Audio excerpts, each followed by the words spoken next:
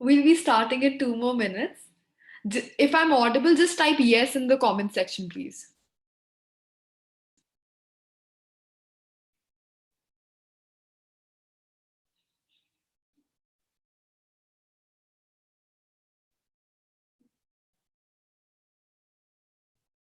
Perfect. So, our today's workshop is going to go in the format. Firstly, I'll introduce what entrepreneurship is. Is entrepreneurship for you? If it is, then is what is the right time to start? Is there any specific age to start? And when you've decided that entrepreneurship is a field for you, then you are supposed to find an idea. So, how to find that $1 billion idea? Is that idea right for you? Is that idea wrong for you? After that, when you found an idea, you also need to focus on networking and forming a team. So how to find the right team members, and after you formed a team, how to go about pitching your idea at a business competition or probably making an elevator pitch. After that, you're supposed to be doing the thing you're supposed to be doing is personal branding as a company or as an entrepreneur. And also another thing that I will be introducing in this workshop today would be another thing that I will be introducing in this workshop would be networking and the early stages as well. So we'll be proceeding in 1 or 2 minutes, 1 or 2 minutes more. So for the time being, why don't you guys introduce yourself in the comment section?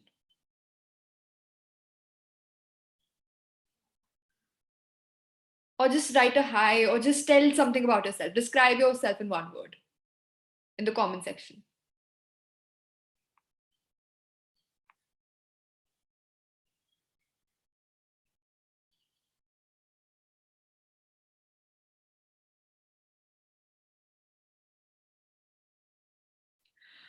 So we'll be beginning. Yeah, so we're starting. So what is entrepreneurship? Okay, Soumya is a student. Anyone else willing to introduce themselves? I'll wait for 1 or 2 minutes more before we start for the session.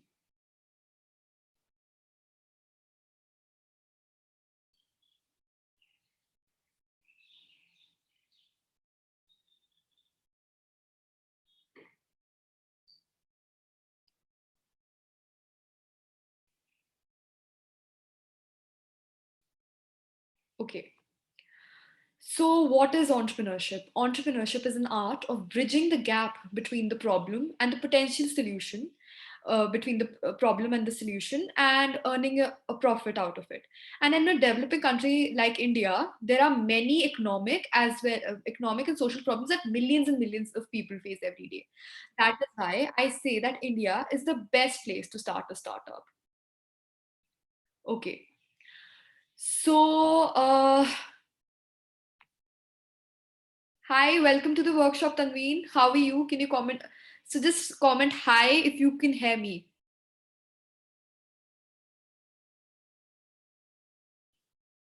Can you hear me? Am I audible, Tanveen? Just type a hi. Am I audible? Okay.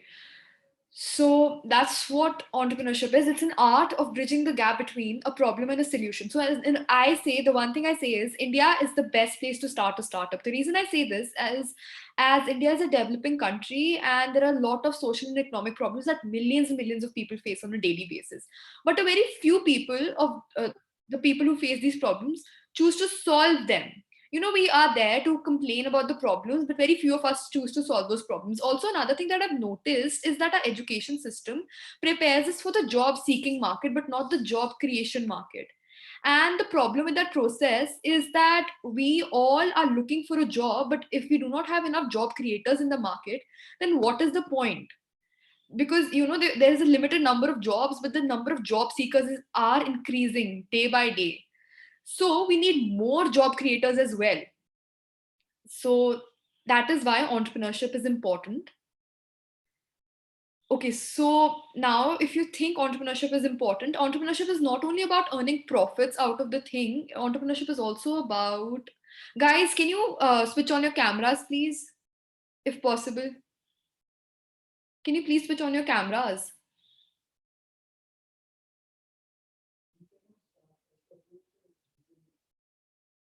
Guys, can you start your cameras, please? So let's make this workshop more interactive. Because then it's going to be like a monologue and I won't be able to deliver the lecture better. Can you please switch on your cameras?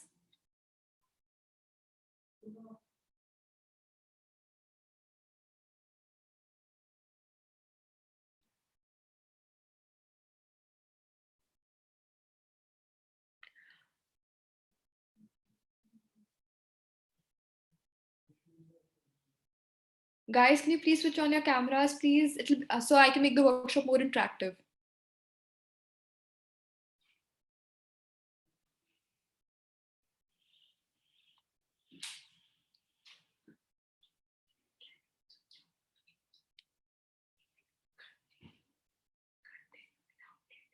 Okay, so now if you've decided that entrepreneurship is the stream for you, now the thing you need to consider is factors, your age, your economic factor, and other things. Like, for example, let's just say I'm a 40-year-old female whose child has to go to college and I have a lot of debt on me. Starting a startup might not be the right choice for you. Whereas if I am a teenager or probably a college student who does not have that many responsibilities, starting a startup is easy because I do not have any other liabilities to look up to. So that is another thing that you have to consider. Now, what is the overall profile of an entrepreneur? You need to be risk taking. The only thing is certain as a business in a business is that nothing is certain. If you're looking for something predictable or worry free, you might find yourself terrified of the entrepreneurial roller coaster. So the question is, are you comfortable being uncomfortable? Can you handle taking the calculated risks and managing the constant ups and downs? Another thing about being an entrepreneur is that you have to be independent. Being your boss has its own perks, but also has its own cons. The thing is, you won't be getting a salary and you do not have any job security, and you have to trust your instincts. You won't have anyone else to take decisions for you, and decision making is one of the most important and essential qualities of an entrepreneur. You'll also have to be good at sales. You can have an amazing product, but the problem is if your product is good and but you do not know how to sell your product, that can also be a very tough thing. You need to be creative, you need to think outside the box, and you also need to have a very good stamina for taking criticism. And also, probably there's no fixed hours for a startup, because starting a startup is just like probably taking care of a baby. You can't tell your baby that I won't give you these many hours. Some days you're supposed to give a certain amount of hours, some days you have to give way more time than that. Are are you guys able to understand what I'm saying? Just comment a yes in the comment section, please. Would that be possible?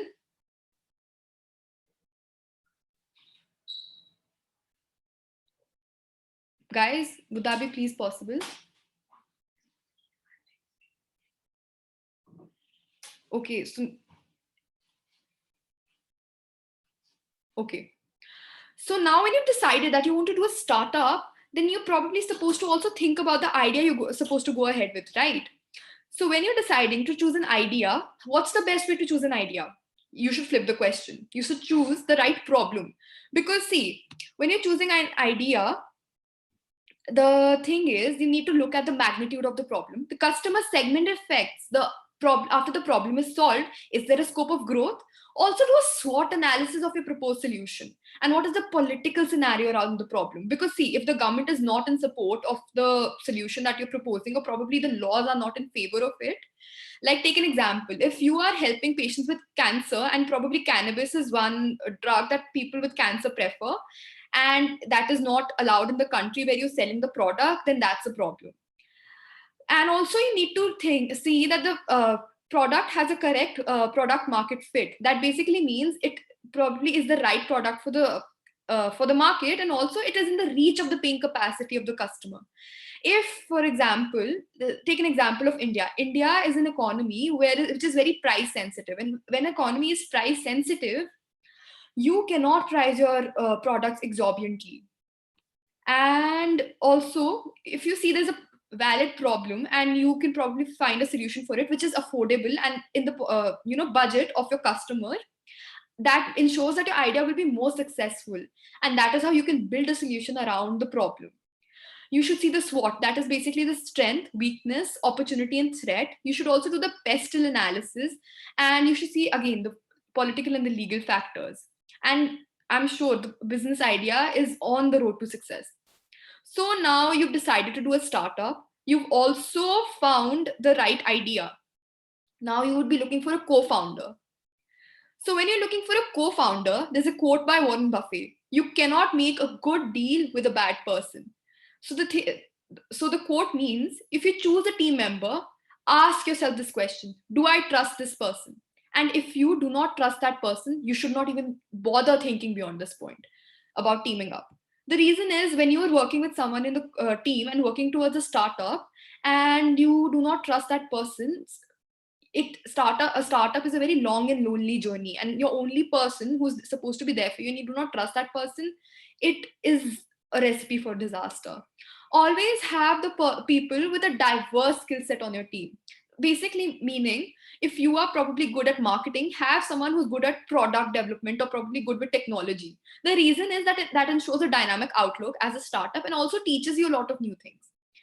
And again, a startup is like a baby which needs time. So you need to be very clear upon the time which what your team members can give, and the time you are, probably willing to give. Because at certain days, again, it will require less attention. Some days it will require more attention. So that needs to be very, very clear. It's always good to discuss the previous work experiences and specialized skill sets. If you have a common connection with the person you're planning to team up with, there's no harm in getting a feedback about your potential teammates' work ethic and probably doing a background check on them. You can join think tanks and entrepreneurial member groups, LinkedIn, or even your co-workers where you work, and even college classmates make ideal co-founders. I hope we're able to connect till now. So we'll just review what we've done. Firstly, is entrepreneurship for you? Do you fit the right uh, piece? The reason I say this is, do you have a large risk appetite?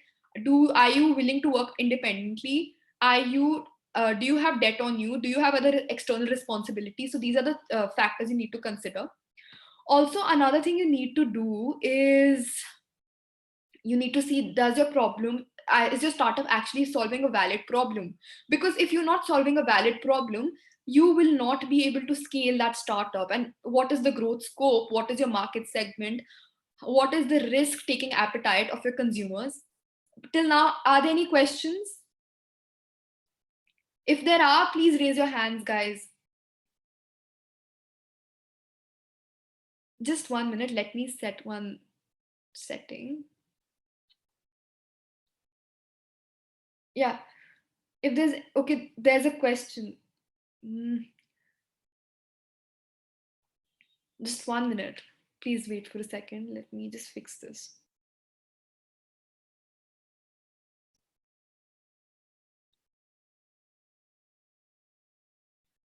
Okay, so we found the right idea. We've looked for a team member. Now, how to go for pitching?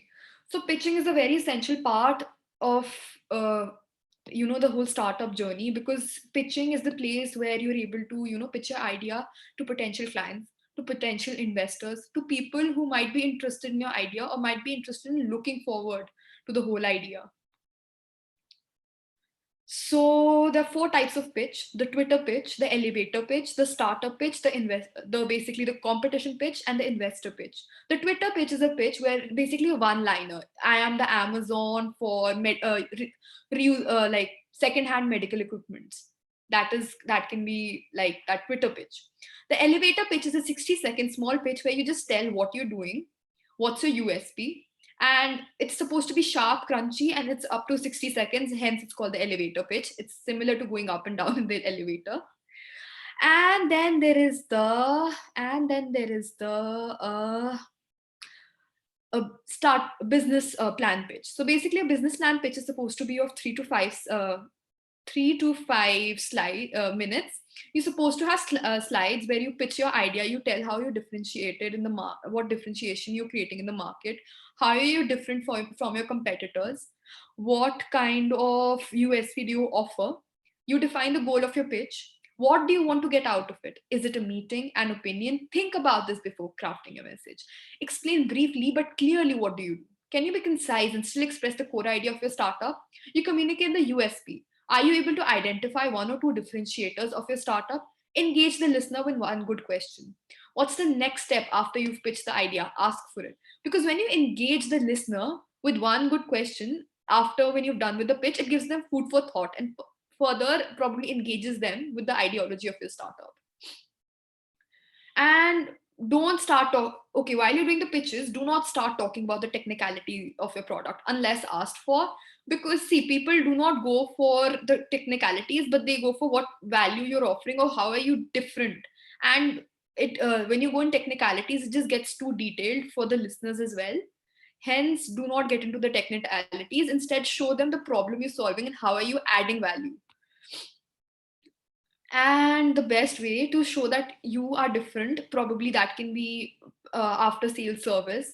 How is a product differentiated? Probably a different product or specific market segments problem you're solving. So that can be one of the things. Startup founders, again, when you're going for the investor pitch, now the investor's pitch is a pitch that is supposed to be detailed. That is one place where you're supposed to show the financials, the technicalities, because this is one pitch you're going for the funding and you're actually giving a stake of your company. So this is supposed to be a place where you can be detailed, but again, you need to be concise at the same time. So, what is personal branding and what is personal branding for entrepreneurs and businesses? The main focus of entrepreneurs and businesses while doing personal branding on social media has to be in content creation and side by side promoting their product. So basically, what is content creation and side by side promoting the product? So the thing was, coronavirus forced many people to shift their business online. Some were like, we will shift our businesses, but after a while, whereas others were very happy to do the same. Now the thing was, now you had old customers, and the main thing was a handholding procedure, taking those customers from offline to online, and that was a task. And also getting new leads was a task. So how do you go with personal branding? So personal branding is basically when when so personal branding is offering value to your customers using social media. For example, if you're into fashion or you're into selling clothes, do not straight away sell your product, but also offer styling advice to your consumers. So when you offer styling advice to your consumers, more and more people are there to follow you, because that is a consumer psychology. If you directly go and start selling your product to someone, people might not be very receptive of that sales. But if you indirectly try to induce and sell your product, that might be a thing. Like for example, if you're giving someone styling advice and you say that you can use a scarf, but also we produce scarves, so that probably passes your message in a very passive manner, but also ensures that the customer knows what you're selling and what value you've been creating. Also, another thing that you can do is that, like for example, if you're running a brokerage or probably running a course on financial literacy, do not say we run a course on financial literacy and please buy it. The thing you can do is probably educate people on various financial instruments. So what you do is, when you educate people on various financial instruments that are being offered, people are more receptive to probably, listening to you and also following your page on social media. And after that, when they have doubts, who will they come to? They will come to you. And that is another way how you can probably use the power of personal branding for yourself as an entrepreneur and also your brand. And we are going to one of our last topics, and that is networking. So networking, as I often say, your network, excuse me, is your net worth. The reason I say this is, it is very, very, very essential to have a strong network. Networking is a essential part of building wealth when you are looking for potential co-founders and investors. So I started building my network from a quite a young age. Whenever I got an opportunity to attend a business event, I always used to carry my business cards and never used to hesitate in introducing myself. A business card can actually lead to a lot of opportunities. A business card can be as simple as having your name and contact details. So here I present you 5 ways how you can network better. So the few of the best ways to network better in a better manner would be actually the word of mouth. So whenever somebody introduces to another, for example, A introduces you to his friend B, the benefit is when somebody introduces you, it's word of mouth. There's also a pre-existing trust, and there are a better chances of the person being interested in what you're selling or probably what you're pitching, because there's already credibility has already been built, and there is already a foundation of trust. Also, another better way to be good at networking would be a good listener. So if there's a discussion going on, you absorb what's going on and how the room's temperament is, and accordingly you pitch in your views. That actually helps you attract the right kind of attention. Also, while networking, be yourself. Do not hesitate, and always think that the person in front of you is an equal. So that way you will always present your authentic self, and it will help the other person know you better. Also, a thing that Dale Carnegie says is give genuine compliments. So the difference between compliment and flattery is baseless compliments that you keep on giving, and that's basically buttering a person, and that does not go a long way. But giving someone genuine compliments on something that you really admire about the person can actually be a thing that can probably help build a better how do I say, a better rapport with the person.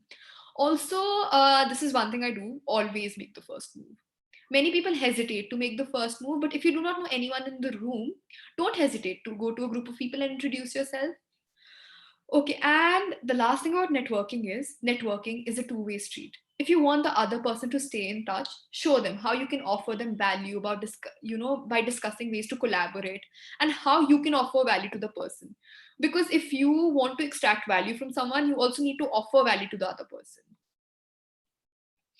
And networking is a lifelong journey. So the seeds that you sow right now they will reap you long-term benefits. I hope we're able to understand what said till now. Any questions, any queries, please let me know in the comment section.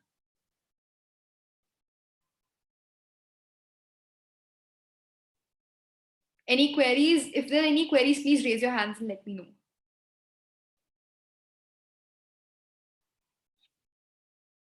Are there any queries?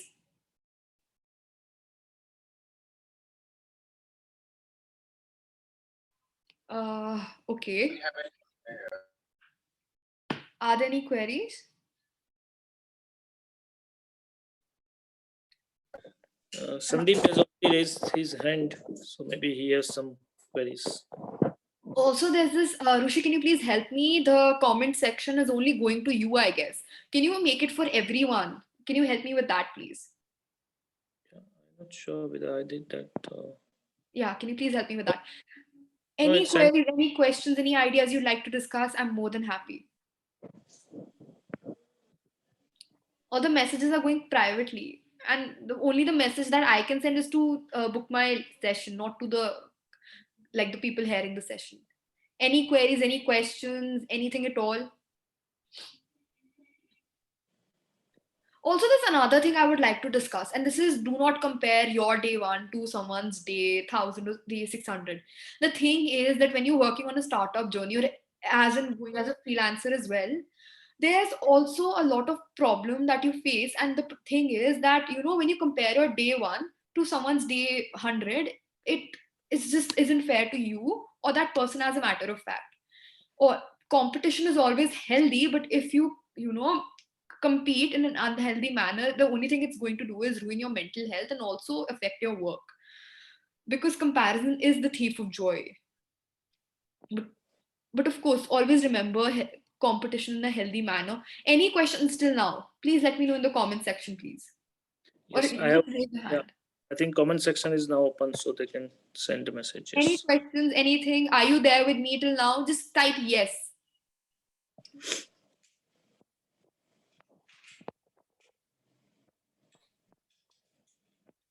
Just type yes if you have any questions. If you're with me till now.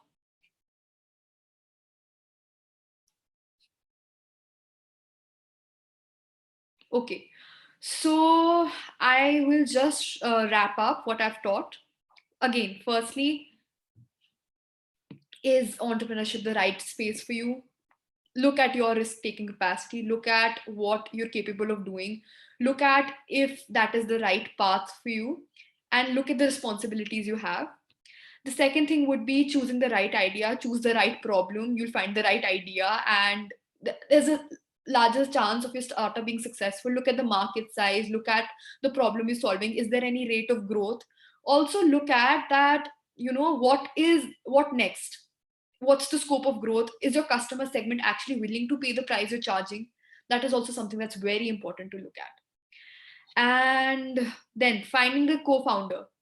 Trust is a very important thing between co-founders. It's like a bridge, so when trust is there, a start, when you have trust in your team, you can actually cross any barrier. But if trust is lacking and your idea is good, that might not be very good for the whole scenario. Then pitching. While pitching, always be confident, always be appropriately dressed and formal attire.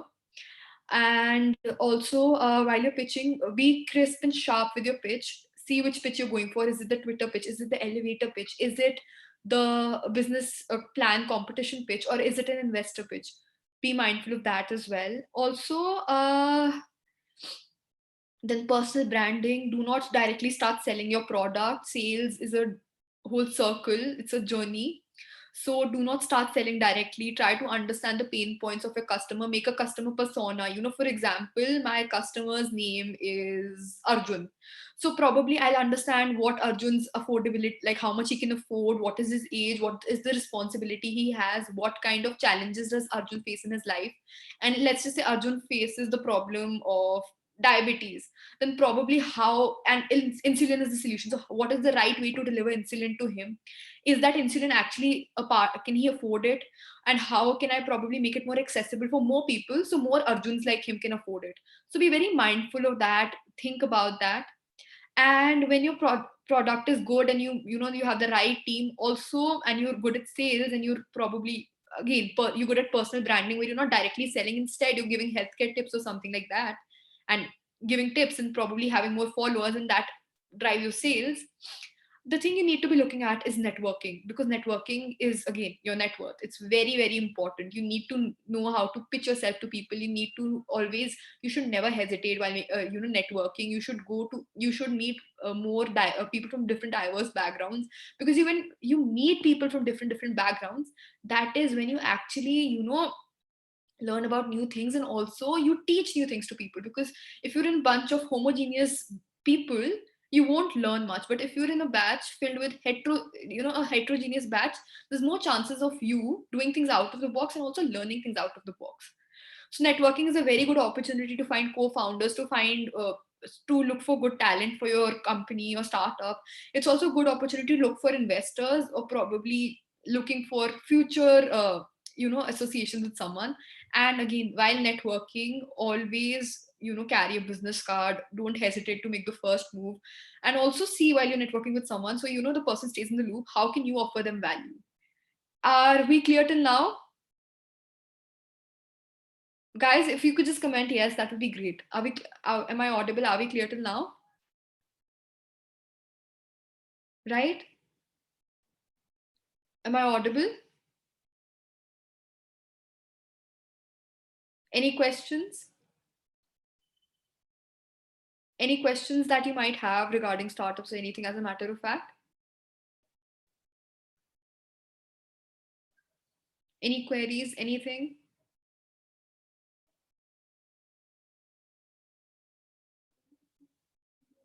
Any queries at all? Please let me know.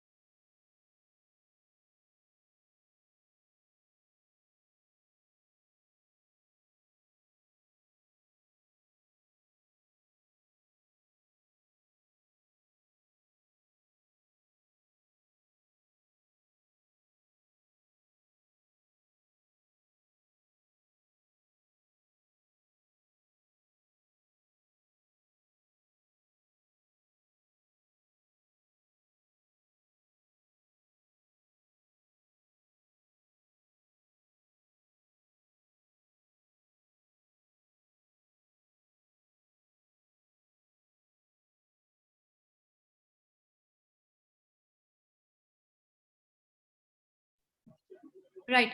Guys, any doubts, any queries at all? Please let me know in the comment section. Anything you would like to discuss, any queries, any queries at all? We are not able to hear you, Sejal. Am I am I audible now?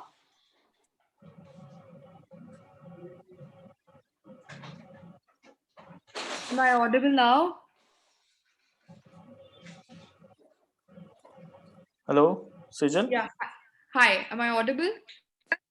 Yeah, now you are audible. Yes. Perfect. Guys, any queries at all? Anything you would like to discuss? Any, like, would you like me to do a review? Anything at all? Please let me know. Any ideas you'd like to discuss?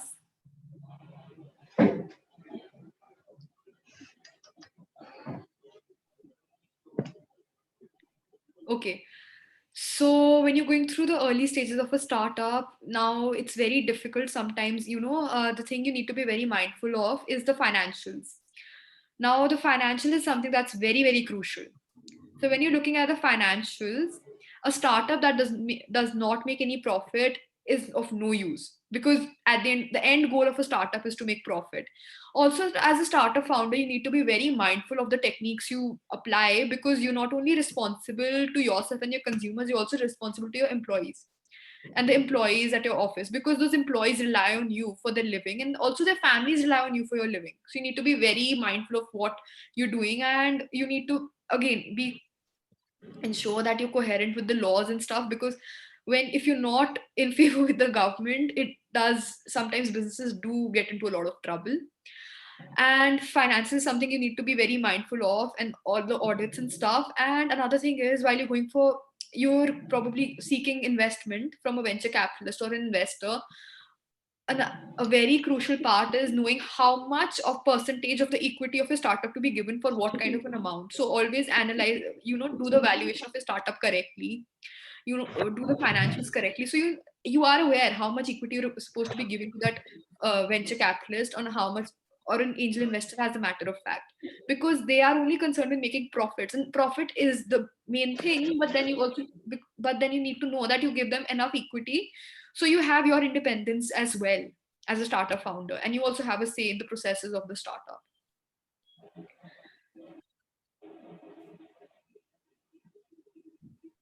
Any other questions, anything you'd like to know,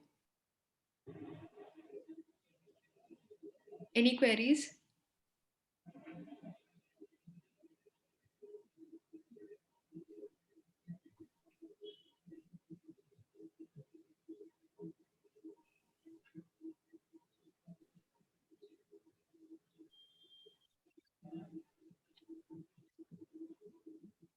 Any queries at all? Anybody has any queries? Anything like,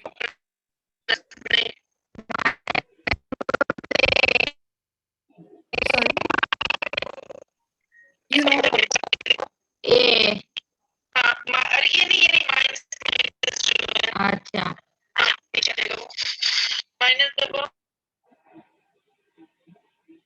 any queries?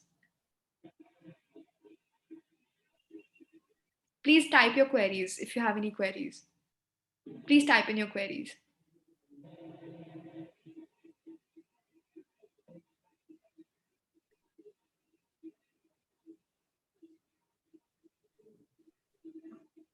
Okay, so there's no queries at the moment. So, guys, another very important part of pitching is the pitch deck. Now, your pitch deck has to have less text and more of images, because images help, audio-visual aids always help engage the viewers. And also, pitching is less about the text and the slides, it's more about how you present your idea and what your vision is. Many times it's not, sometimes investors might, of course idea is key, but then sometimes also investors might look at the team members, because team members also a very essential part of the startup, right?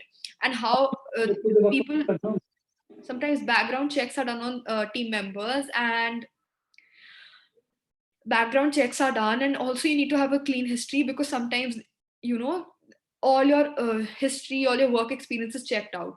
So have people with diverse work experiences, have a diverse team. Always do a check on the background of your team members as well, if possible. Have team members with good work ethics. If you know that someone does not have a good work ethic, do not do business with them. It's easier to stay out of trouble than get out of trouble. Prevention is better than cure. Again, trust is key while you're in a team. Even while you're dealing with money, you need to be very, very clear. You need to, as a startup founder, another thing is knowing how to say no. A lot of people will say that your product is way expensive, or probably it's not, or your competitors is selling it for cheaper. But if you think the value that you're giving for your product and it is actually in the right price range, then you should go ahead with it. As a startup founder, you need to know how to say no as well, because many times people have a problem with saying no. But saying no can actually save you from a lot of embarrassment in the future than, just saving yourself that embarrassment for a few minutes.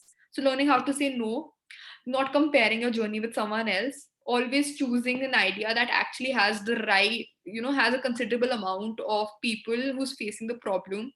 While pitching your idea, be confident, know your numbers, know what you're selling, do not get into the technicalities. People like to see the dream, not a lot of people like to, look at the back. Nobody wants to see the backstory unless they've asked for it. Be quite transparent about the financials. Even while you're going for investment, know how much equity to give enough, keep enough equity with yourself so you have autonomy in your business and you're not actually a puppet running the business for an investor. Yeah. Any other questions? Anything at all? Any queries? If you have any queries, you can type in the comment section.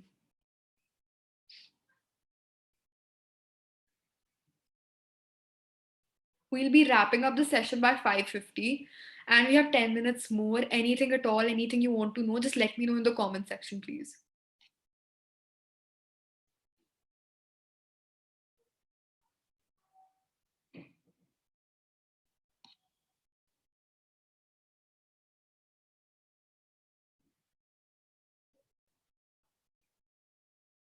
Any queries? Okay, guys, can you please all of you raise your hands so I can know if you're attentive? Just raise your hands so I'll know.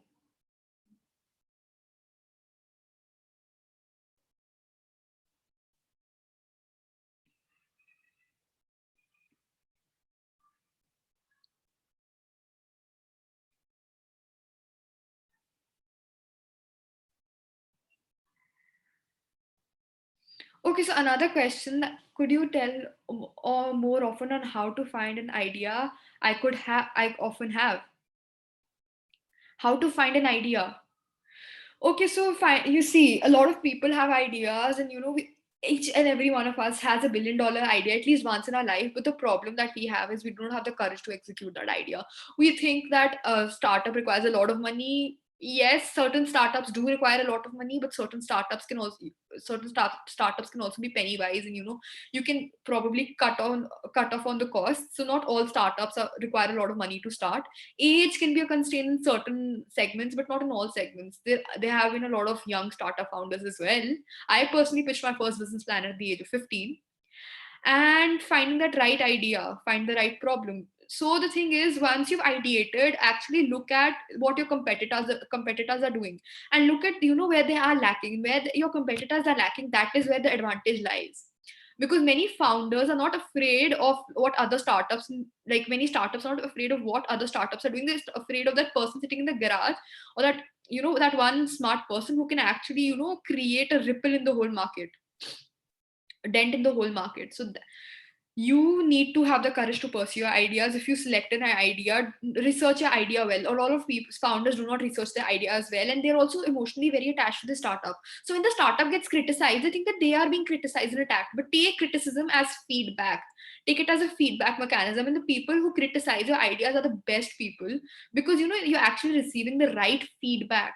So the feedback mechanism is very necessary. You need to have a diverse set of users. You need to have the right product market fit. You need to have a certain number of users, and try your start, when you start with a product, start it in parts. For example, if you're starting with a delivery service or something, and the whole of Chandigarh is there, you select a specific sector in Chandigarh, and after that, when you selected a specific sector, then you go ahead and then, excuse me, just let me have water. When you selected a specific sector, when you selected a specific sector, after that, start deliveries and functioning over there. Do not start with the whole of Chandigarh. Select a particular sector and start working over there. See what problems while executing the idea you're facing. An idea, when you have an idea, it seems like, oh, just A is the problem, B is the solution. When you actually start going on the grassroots and you start working on that idea, you notice there are a lot of, it's a whole curved path. It has a lot of twists and turns to it involved. So when you start with a small area, you know that it's a small area, so it's in your control. It's easy to manage a lot, and you don't not need to use a lot of you don't need you don't do not need to probably like spend a lot of money on that, because when you choose a small area, and whatever money you spend is spent very wisely. I would like to know how entrepreneurs can raise funds. Okay, so how can entrepreneurs raise funds? So the best way to raise funds for entrepreneurs is firstly bootstrapping, taking money from yourself, friends and family. But sometimes friends and family are not very supportive. Then probably you can borrow money. You can borrow money from lenders, private lenders, or probably the bank. But then a bank might not be the right place to raise money from. So why not go to pitching competitions? When you go to pitching competitions and you get money from there, prize money, that money comes without any strings attached. It's all yours to work on the startup with, of course. And you have the justification where you're going to be using that money. You can use that money. You can also go to venture capitalists. You can go to incubation centers.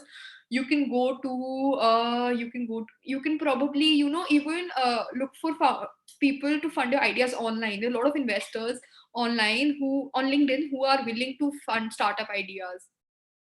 I would like to know more about problems I might face if I start a business. The biggest problem that you'll face while starting a business would be being consistent as an entrepreneur. Staying true to your vision. You're also going to face a lot of hate, might face a lot of rejection, but staying true to your idea, staying true to your vision, and actually standing by what you say and you think is right. And if it's ethical, then you standing by it. That is one thing that is very necessary. Consistency, then believing in your idea, believing in yourself. There are going to be many days that you might be running broke, and you have to decide to invest that money in probably my personal development or growing the startup. So that's a very difficult question. Decision making is another thing that a leader has to is a thing that a leader faces problem with. So while making a decision, many times, if you do not have a strong decision making ability, you should not go for a role of an entrepreneur, because decision making is something that is key. Also, another problem that you might face is the cash crunch. You might face problem with receiving payments from your clients.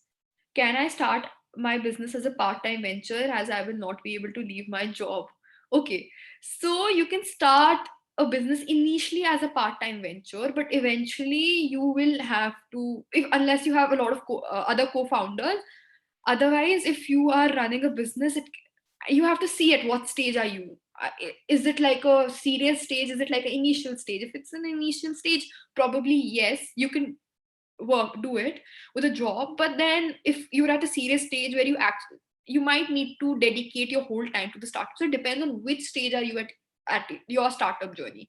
Are you still at the ideation of probably building the product? Are you looking for funding? Are you looking for the PMF, the product market fit, or probably a consistent customer base who's actually looking for it? You need to see at which stage are you with your startup, and that is how you decide how much time to be dedicated or not dedicated. Again, as I said, startup is like a baby. You can't tell your baby that I do not have time for you today. When decided to have a baby, then you'll have to dedicate a certain amount of time. Some days it can be 4 hours, some days it can be 18 hours.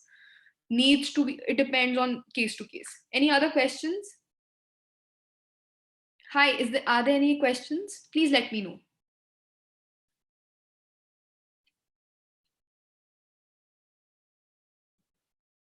Are there any other questions you might be facing?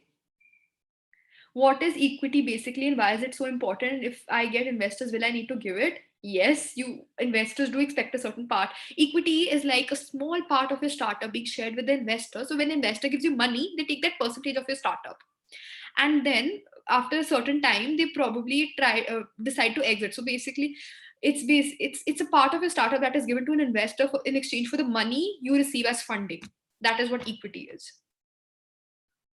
Different startups can have different contracts with their investors. Like, for example, is money lended to them? Is it lended in exchange for equity? How is it done? What percentage of the profit will they receive? So it depends, varies from person to person. Any other questions you might have, please let me know. Any other questions, please let me know. Is taking loans reasonable or bad? See, I would advise you rather go take prize money instead of taking loans, because banks are great until you have money. When you probably are short on cash, banks can get really brutal. And as a startup founder, you already have enough stress. Is You need to see at your own liabilities. Will you be, if you take this loan, will you be able to return it, or probably you might not be able to return it? Look, it depends on your financials. So it varies from person to person. For certain people it's good, certain people it's bad, but I'll still recommend take prize money, go for a pitching competition or a demo day, or probably going to an incubation center and looking for investors over there would be better. Is there any age for being an entrepreneur? No, there is no age to be an entrepreneur. It depends. There in other parts of the world, there have been entrepreneurs at the age of 10 years old starting their own business from home and earning in lakhs just by selling slime. So there is no age to be an entrepreneur. It just depends when you've got the right idea. If you are willing to execute it, do you have the resources to execute it? If you have the resources and the will to execute it, there is no age and sky is the limit. Any other questions? Please let me know. Thank you for explaining, ma'am. Oh, you're most welcome, Soumya. Okay, that's it. Any other questions? Please let me know.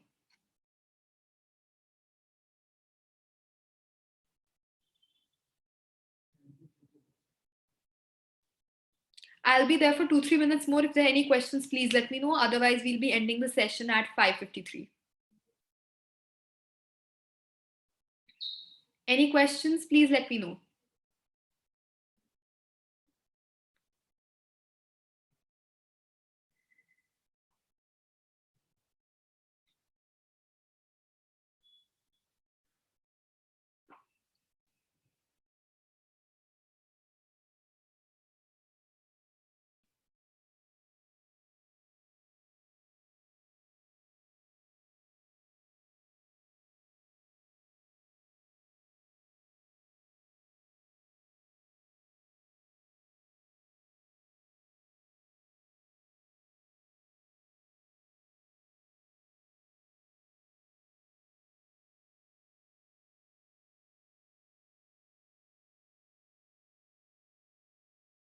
You're most welcome, Priyanka. Any other queries?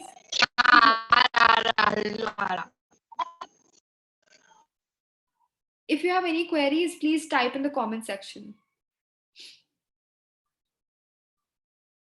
Please let me know in the comment section if there are any queries.